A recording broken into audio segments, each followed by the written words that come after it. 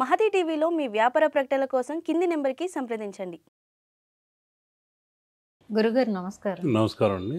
ఇప్పుడు శాలిగ్రామం గురించి ఒకటి మనకి చాలా చక్కగా వివరించారు. ఇక్కడ ఇంకొక ప్రత్యేకమైన మనకి కనిపిస్తుంది, పాతాళ శంభుగా మురుగన్ మురుగన్ స్వామివారిలాగా. ఈ స్వామివారు ఎవరు, అసలు ఏంటి? నవపాషాణాలతో బోగర్ అనే సిద్ధయోగి 3000 సంవత్సరాలు జీవించి 3000 సంవత్సరాలు ఆ తర్వాత సజీవ సమాధి పళని కొండపైన అయ్యాడు. ఉమ్, ఒక 1000 సంవత్సరాలు చైనాలో చైనా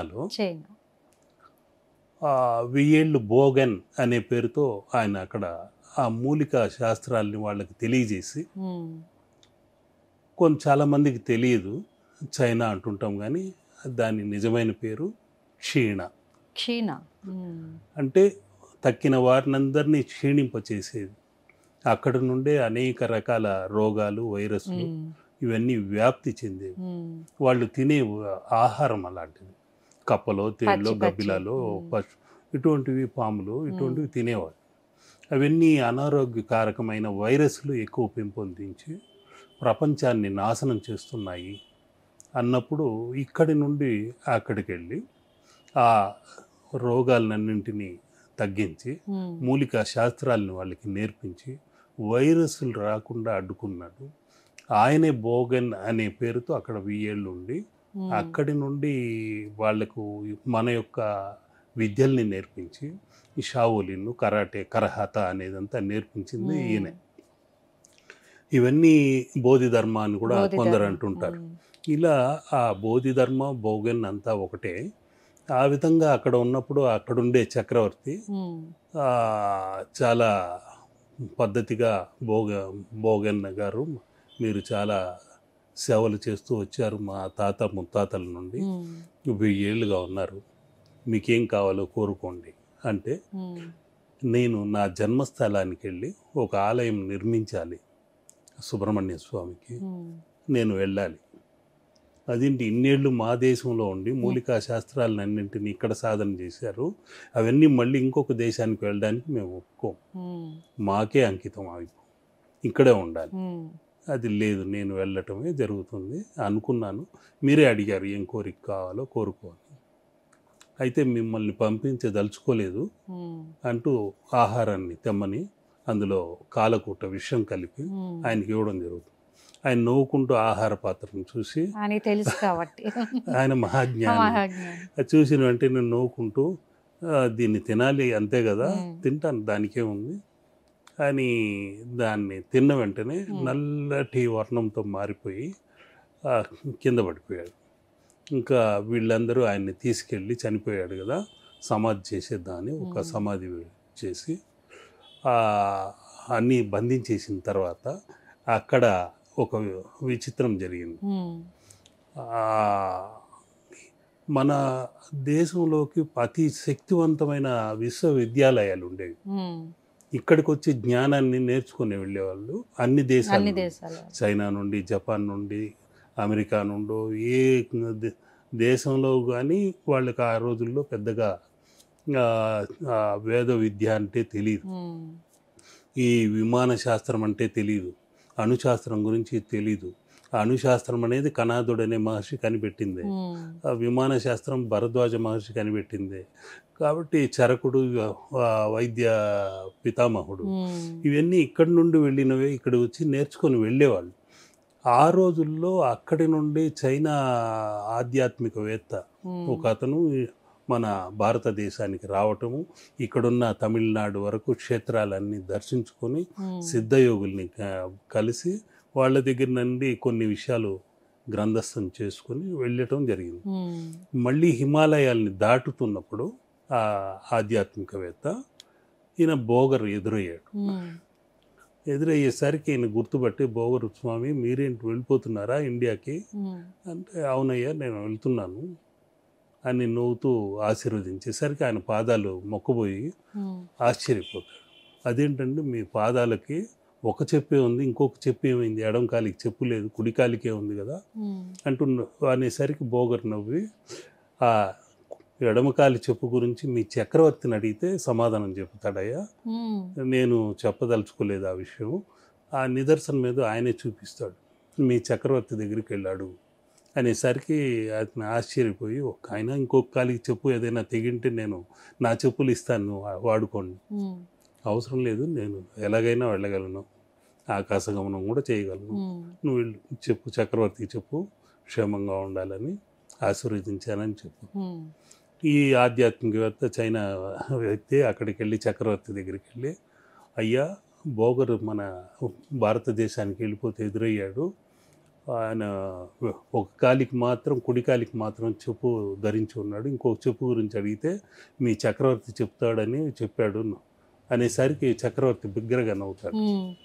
ఓరి పిచ్చోడ, నేనే ఆయనకు కాలకూట విషం కలిపి చంపేశాము, ఇంకా మన ప్రాంతం నుండి ఆ ఇతర దేశాలకు ఆయన ఉన్న విజ్ఞానం వెళ్ళకూడదని, కాబట్టి పాతి పెట్టాను. నేను చూశాను, స్వయంగా మాట్లాడాను స్వామి, మీరు కావాలంటే సమాధి తవ్వి చూద్దాం రండి. సమాధి తవ్వేసరికి అక్కడ ఎడమకాలి చెప్పు మాత్రం ఒకటి ఉంది, దేహం లేదు. అంటే నన్ను పాతి పెట్టినా నేను వెళ్ళగలను అనే నిదర్శనానికి ఎడమకాలి చెప్పు అక్కడ వదిలేసి వెళ్ళిపోయాడు. అప్పుడు చక్రవర్తి విలపిస్తూ, అయ్యో ఎంతటి మహాజ్ఞానిని పోగొట్టుకున్నాము అని బాధపడుతూ, ఈ చేతులతో పాపం చేశాను అని ఆయన దుఃఖిస్తాడు. మళ్ళీ ఈయన ఇక్కడికి రావటము, పళని కొండపైన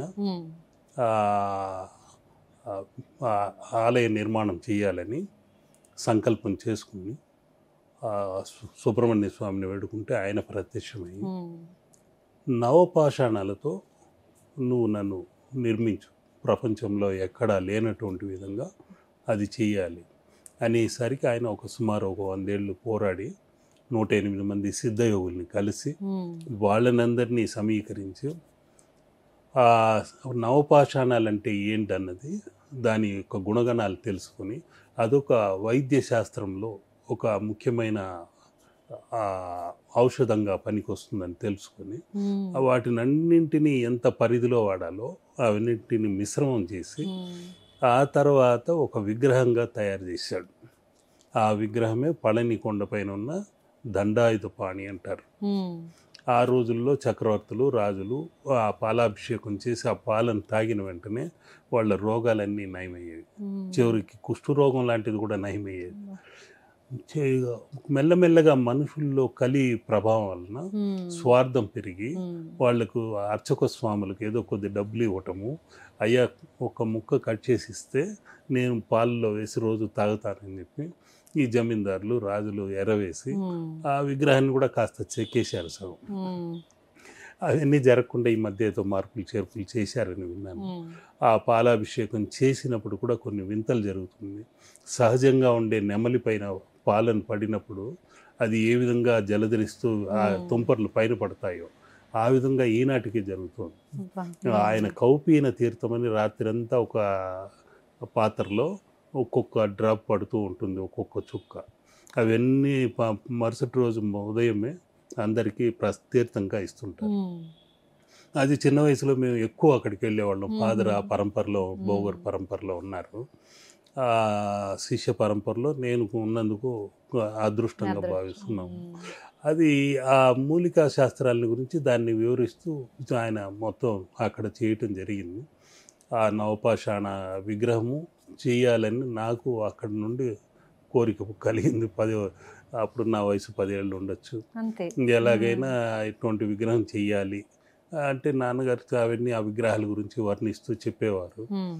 నా తపన ఇంట్లో అందరికంటే నాకే ఎక్కువ ఆసక్తి ఉండేది. అటువంటి విగ్రహం నేను ఒకటి చేయాలంటే నాన్నగారు నవ్వేవాళ్ళు. అవన్నీ అటువంటి మహానుభావులే చేయగలరు, మనం ఎవరు చేయలేము. ఆయన ఇప్పుడు దగ్గర 2000 సంవత్సరాల పైన పడి సమయం దాటింది, కానీ ఎవరు శిల్పులు చేయలేకపోయారు. సాహసం అవుతుంది.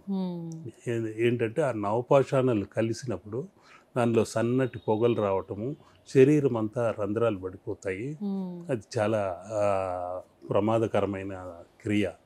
కాబట్టి దాని జోలికి వెళ్లకుండా నమస్కరించుకోవటం మంచిదని నేనైతే పట్టు వదలకుండా దాన్ని సాధించాలి ఎలాగైనా అని దాని గురించి వివరాలు సేకరించి చాలా ఏళ్ళు సాధన చేసి మళ్ళీ దాన్ని విగ్రహ రూపంలో చేయాలి అనుకున్నప్పుడు నన్ను హెచ్చరించడానికంటూ ఒక సిద్ధయోగి రావటం జరిగింది. సుమారు ఒక 25 ఏళ్ళ కుర్రాడు రావటము, ఇక్కడేదో విగ్రహం ఎత్తుతున్నట్టు నటించటము అవన్నీ చూసి నేను తమిళం వచ్చు కాబట్టి ఏ ఊరు తంబి అన్నాను. మాది చదరగిరి అన్నాను. అబ్బా దొరికాడు నాకు వ్యక్తి. అది ఎందుకంటే బోగరు సిద్ధుడు అక్కడే సాధన చేసింది నవపాషాణాల గురించి. చదరగిరి అనే చోట, చదర అంటేనే 4 మూలలు, చదరము అంటే రాహు యొక్క స్థలం, అఘోరీలు సిద్ధయోగులు తిరిగే ప్రాంతం అది. నెక్స్ట్ కేతు ఎక్కడున్నాడంటే కేతు స్థానము సప్తగిరి, అది చదరగిరి రాహు స్థానము, ఇది సప్తగిరి కేతు స్థానం, మోక్ష స్థానం. అందుకనే ఆ చదరగిరి దర్శించుకొని కాళహస్తికి వచ్చి దర్శనం అయ్యి తిరుమల కొండకు వచ్చి వాళ్ళు మోక్షస్థానానికి పోవాలని అక్కడికి పూర్వం గడిపేవాళ్ళు. అటువంటి మహాసిద్ధులు ఉన్న తిరుమల కొండ ఇది. అక్కడ ఆ నవపాషాణ తత్వంతో నేను ఎలాగైనా చెయ్యాలి అనే కోరికతో ఉన్నాను కాబట్టి ఆ చదరగిరి గురించి మొత్తం తవ్వాను. అక్కడ ఉండే మూలికల గురించి పరిశోధన చేసి ఒక బుక్ లాగా తయారు చేసి దీన్ని ఎలాగ అనుకుంటుంటే ఆ సిద్ధయోగి దొరికాడు, యువకుడు. నేను దొరికాడు నాకు అబ్బాయి అనుకునేసరికి వెనక్కి తిరిగి చూసి నేను అంత ఈజీగా దొరకనండి అన్నాడు. అంటే నేను మనసులో అనుకుంది వెంటనే గ్రహించి నేను కాస్త షాక్ అయ్యి లేచి నిలబడి కూర్చోండి స్వామి అన్న. లేదు మీరు తంబి అనే పిలవచ్చు, నేను మీకంటే ఒక 10,000 సంవత్సరాలు చిన్నవాడిని. 10,000 సంవత్సరాలు, మీరు 60,000 సంవత్సరాలు గురువు పరంపరలో ఉన్నారు, నేను 40,000 సంవత్సరాలు గురు పరంపరలో ఉన్నాను కాబట్టి మీకంటే చిన్నవాడిని, తమ్ముడు అనే పిలవచ్చు అన్న. మీరు అనుకుంటున్నది ఎంతవరకు వచ్చింది క్రియ అన్నాడు. అంటే వాళ్ళన్నీ సేకరించుకొని ఈ రెక్కి నిర్వహిస్తారు, ఆ విధంగా వచ్చారు. మీరు ఆలయం శివాలయం ఎంతవరకు వచ్చింది, 24 అడుగులు ఏదో శివలింగం కట్టారు కదా, ఈ విషయాలన్నీ ఎక్కడ సేకరించారో ఇలాగ వచ్చింది. అవును చేస్తున్నాను. మీరు అనుకున్నట్టు అంత సునాయాసంగా జరిగే క్రియ కాదు అది. మీరు ఇంట్లో చెప్పేశారా అందరికీ ఇది చేస్తున్నానని? ఉన్నట్టుండి రంధ్రాలు పడిపోతాయి శరీరం అని, ఆ విషయం తెలిసే చేస్తున్నా. నేను దీనికి నా ఆలయంలో ధ్యాన మందిరంలో జీవ సమాధికి ఏర్పాటు చేసుకునేసి క్రియకు దిగాను అన్న. ఇంకా ఆయన ఆనందమయ్యి, నా పేరు శివానంద కాబట్టి మీరు ఎప్పుడు ప్రారంభిస్తారో మీరు చేయగలరు, ఆ చేసే శక్తి మీకు ఉంది, అందుకనే మా గురు పరంపర ద్వారా నన్ను పంపించారు, ఏదో కొనడానికి అన్నట్టు వచ్చాను, మీరు ఆ సంకల్పంలోనే ఉన్నారు తీక్షణంగా. ఇంకా జీవ సమాధికి ఏర్పాటు చేసుకుంటే ఈ దేహం పైన మీకు మోహం పోయింది అనేది అర్థం. కాబట్టి ఆ ధనదాహం కూడా లేదనే అర్థం, విరాళాలు తీసుకోవడం లేదు. కాబట్టి మీకు తప్పకుండా సాధన కుదురుతుంది, చేయగలరు. సంతోషం, మీరు మీ ఫోన్ నెంబర్ ఇవ్వండి అంటే బిగ్గరగా నవ్వేశారు. మేము అడవుల్లో ఫోన్లు పెట్టుకొని ఎక్కడ తిరుగుతాం, ఈ రోజుల్లో వచ్చే ఫోన్లు మనకెందుకు సిద్ధయోగులకి, మీరు శివరాజు సిద్ధర్ అని పిలవండి వచ్చేస్తాము, నాతో పాటు 9 మంది వస్తారు మీరు ప్రారంభించే సమయానికి అంటే. అప్పుడు ఆయన్ని అనుకోవటము 6 నెలల క్రితము ఈ క్రియ ప్రారంభిస్తున్నాను రండి అనేసరికి అక్కడ ఉన్న గ్లాస్ డోరు మెల్లగా సౌండ్ రావటం తెరుచుకోవటము, ఈ కుర్చీలు కదలిక, విభూది పరిమళము, వాసనలు అన్నీ వచ్చేసరికి ఇక్కడ ఉండే శిష్యులు కూడా కాస్త భయపడ్డారు. కొన్ని కదలికలు జరిగేసరికి వాళ్ళు వచ్చారని అర్థమైంది పరిపూర్ణంగా. ఓం భోగనాథర్ సిద్ధ గురుభ్యో నమః అని రాసి శ్రీకారం చుట్టి నవపాషాణ శరవణ భవ అనుకుంటూ మంత్రం పఠించి ప్రారంభించేశాను. అప్పటికే ఆ రావి, జూవి, మేడి ఏవి కర్రలు ఉన్నాయో పవిత్రమైనవన్నీ జోడించి ఒకటిగా అనాటమీలో ఆ సుబ్రహ్మణ్య స్వామిని చేసి, ఆయనకు సంబంధించింది చండ్ర ముఖ్యమైనది, కుజుడికి సంబంధించిన కర్ర అది, అవి పెట్టి 108 పగడాలతో 1000 రుద్రాక్షలతో నవపాషాణాలని అన్నింటినీ, ఈ పాత్రలో ఉన్నవన్నీ నవపాషాణాలు అవన్నింటినీ కలిపి ఆయన పాదాల్లో మరింత కాస్త ఎక్కువ జోడించి, ఎందుకంటే ఇక్కడ పాదాభిషేకం, అక్కడ పాలాభిషేకం ఉంది పళని కొండపైన, అది మళ్ళీ ఇక్కడ భస్మాభిషేకం చేసి ఆ పాదాల దగ్గర ఉన్న విభూతిని రాసుకుంటే చాలు, ముట్టుకున్నా చాలు, వెంటనే వాళ్ళకు ఉన్న అనారోగ్య దోషాలన్నీ పోయేందుకు గాను ఈ విగ్రహం తయారు చేస్తున్నా. బయట చాలామంది శిల్పుల్ని 40 ఏళ్ల నుండి ప్రయత్నం ఇలా చేసేవాళ్ళు, రిస్క్ ఎందుకని ఎవరు సాహసం చేయలేదు. ఇంకా నేనే ధైర్యం చేసి ఈ విగ్రహాన్ని చేస్తున్నాను. ఆ సాలగ్రామ తత్వాన్ని కూడా దానిలో జోడించడం జరిగింది. ఇప్పుడు ఇక్కడ చూశారు కదా, అవన్నీ షష్ఠీదేవి తత్వం, షష్ఠీదేవి తత్వం, లక్ష్మీ గవ్వలు అంటాము, కానీ అది సృష్టికారకమైన చిహ్నము అందులో ఉంటుంది. షష్ఠి అంటేనే ఒక సృష్టిని ఇచ్చేది. ఆయన భార్య కూడా షష్ఠి, సుబ్రహ్మణ్య, ఆయన షష్ఠి అధినాథుడు, తిథికి సంబంధించి 6 ముఖములు గలవాడు. అటువంటి 6 లేయర్స్ కూడా తయారైపోయి ఒక్కొక్క స్టెప్ రావటం జరిగింది. దానిలో గురువింద గింజలు, రుద్రాక్షలు, ఆయనకు సంబంధించిన షణ్ముఖి అనే రుద్రాక్షలు సేకరించాము. అనుకోకుండా ఒక శిష్యుడు వాళ్ళ దీనిలో 6 ముఖాల రుద్రాక్షలు తెచ్చిచ్చాడు. అది పెట్టిన వెంటనే మరింత ఎనర్జీ చేకూరింది ఆయనకి. ఇంకా రూపులు దిద్దుతూనే ఉన్నాము, అసంతృప్తిగానే ఉంది నాకు. ఆ కోడి పుంజుని పెట్టడం వెనుక అర్థం ఏమండి? కోడి పుంజు ఉంది, కుక్కుట పతాకం అంటారు. ఆయన నవశక్తి నాయకుడు. ఇప్పుడు మీరు కుజగ్రహం గురించి విని ఉంటారు. ఆ డిస్టెన్స్ మీరు వీడియోల్లో అక్కడక్కడ చూస్తే ఎంత ఉంది? 225 మిలియన్ కిలోమీటర్స్ దూరంలో ఉంది. 225 అంటే ఎంత అయింది లెక్కేయండి. 2 to 4 అయింది, 5 9 అయింది. 9 వచ్చి ఆయన సంఖ్య, కుజుడు యొక్క సంఖ్య. ఆ 9 అనే సంఖ్య. ఈ భోగర్ సిద్ధుడు పళని కొండపైన ఒక విగ్రహం పెట్టి, ఆ తర్వాత ఇంకొక సిద్ధ సీక్రెట్, అది ఇంకొక ఇటువంటి విగ్రహమే తీసుకెళ్ళి ఇదే విధంగా మార్సులో పెట్టారు. ప్రజలందరికీ ఆయురారోగ్యాలు ఉండాలి. ఆయనకేం సంసారం, పిల్లలు లేరు, ధనదాహం లేదు, ఏం లేదు. అందరికీ ఫ్యూచర్లో ఈ కలియుగాంతం వరకు ఆరోగ్యం బాగుండాలని ఆ విగ్రహాన్ని సాహసం చేసి పెట్టడమే కాకుండా, ఈ మానవాళికి ఒక ప్రళయం రాబోతుంది, ముగింపు రాబోతుంది భూమికైనా. ప్రపంచం అల్లకల్లోలమైనప్పుడు మనిషి ఇంకొక గ్రహానికి వలస వెళ్ళాలి. 9 గ్రహాల్లో ఎక్కడ భూమి లాంటి ప్రదేశం ఉందంటే మార్స్, ధరణి గర్భ సంభూతం. అక్కడ ఒక గుహలో ఈయన అక్కడికి ఆకాశ గమనంతో వెళ్ళి అక్కడ ఇదే కుమారస్వామిని అక్కడ పెట్టాడు. ఎందుకు పెట్టాడంటే, రాబోయే మానవులకు అక్కడ జలతత్వం అనేది తక్కువ ఉంది. ఆ సౌర తుఫాన్లు ఎక్కువ, జలం అంటూ పైన ఉండదు. అందుకని ఆయన ఏం చేశాడు, ఇప్పటికీ మీరు గూగుల్లో సెర్చ్ చేస్తే గణేష్ అండ్ మార్స్ అంటే వచ్చేస్తుంది, ఆ ఫోటో వస్తుంది. వినాయకుడు విగ్రహం ఉంది, కెమెరాకి చిక్కింది. అది కెమెరాకి చిక్కనిది ఇంకో సుబ్రహ్మణ్య స్వామిది ఒక గుహలో ఉంది. ఆయన ఇప్పటికీ ఆ విగ్రహం నుండి ఒక స్వేదము బొట్టు బొట్టుగా పడుతూనే ఉంటుంది. ఆ స్వేదము చిన్న నీటి గుంటాయి, ఆ నీటి గుంట కాస్త పిల్లకాలు అయ్యి, ఆ పిల్లకాలు కాస్త ఒక చెరువుగా మారి, ఆ చెరువు నుండి మళ్ళీ ఒక నదిగా ప్రవాహం అయ్యి, ఇవన్నీ ఒక ప్రాసెస్ జరగాలి ఇంకొక 500 సంవత్సరాల వరకు, ఈ ప్రళయం వచ్చేంత వరకు. ఈ ప్రళయం అనేది సంభవించినప్పుడు మనకు తప్పనిసరిగా మన మనుషులందరూ అక్కడికి వలస వెళ్ళాలి. మన ఆ సమయంలో ఎవరు ఉంటారో ఎవరు తెలియదు. కానీ వీరేంటంటే మానవాళి, మనుషుల్లో ఉండే ఆత్మలంతా పరమాత్మలే అని గుర్తించిన సిద్ధయోగులు. వాళ్ళ విజన్ అంత విశాలమైంది. మానవాళికి మొత్తానికి క్షేమం కోసం, రాబోయే తరాలన్నీ బాగుండాలని ఈ పళని కొండపైన కాకుండా కుజగ్రహంలో కూడా పెట్టాడు.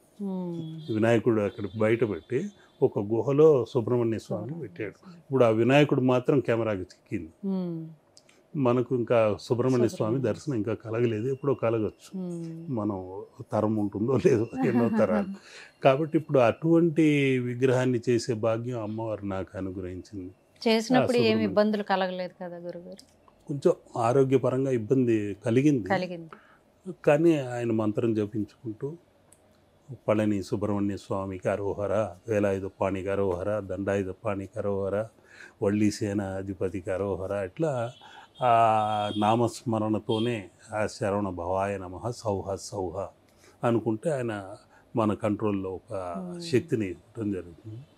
చేసినంత వరకు ఎటువంటి ఇబ్బంది ఏం లేదు, మంచిగానే జరుగుతుంది. ఇంకా ఫైనల్ టచెస్ ఉంది, ఇంకొక 1 వీక్లో సంపూర్ణమైపోయి యోగాలయంలో పెట్టడం జరుగుతుంది. అక్కడ నుండి తమిళనాడు నుండి ఒక సిద్ధయోగి కూడా దాన్ని ఆవిష్కరణకు వస్తున్నాడు. ఇప్పుడు అక్కడ ఆల్రెడీ అష్టాదశ సిద్ధ గురుపీఠం అని పెట్టా.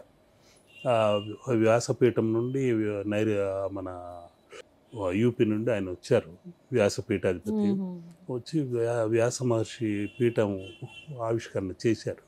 ఈ నెక్స్ట్ దీనికి సిద్ధయోగిని పిలిపించి భోగర్ సిద్ధుడు కాబట్టి వాళ్ళ ద్వారా ఆవిష్కరణ చేయిస్తున్నాను. అందరికీ ఆరోగ్య భాగ్యం అందించాలని ఇది సాహసం చేశా. భగవంతుడి అనుగ్రహం వల్ల ఒక దశకు 90% అయింది, ఇంకో 10% అయిపోతుంది. అందరికీ దర్శనం మీ ఛానల్ ద్వారా అది కలుగుతుంది. వాళ్ళకి అందరికీ ఆరోగ్య భాగ్యము ఆ సుబ్రహ్మణ్యేశ్వరుడు అందించాలి. నా గురువు భోగర్నాథుడు అందరికీ కరుణా కటాక్ష వీక్షణంతో ఆశీస్సులు అందించాలని కోరుకుంటూ ఓం సాం శరవణ భవాయ నమః సౌహ సౌహ లోకా సమస్త సుఖినో భవంతు. శుభం శుభం. ఇది ఫస్ట్ టైం అండి, ఎక్కడ ఇవ్వలేదు గురువుగారు. ఈ విగ్రహం గురించి ఎక్కడ కూడా చెప్పలేదు. ధాత్రి టీవీకి స్పెషల్గా ఇచ్చారు గురువుగారు, ధన్యవాదాలు. శుభం శుభం. లోక కళ్యాణం కోసం ఇవన్నీ ఇస్తున్నాము, మీ ద్వారా అది అందాలని ఉంది.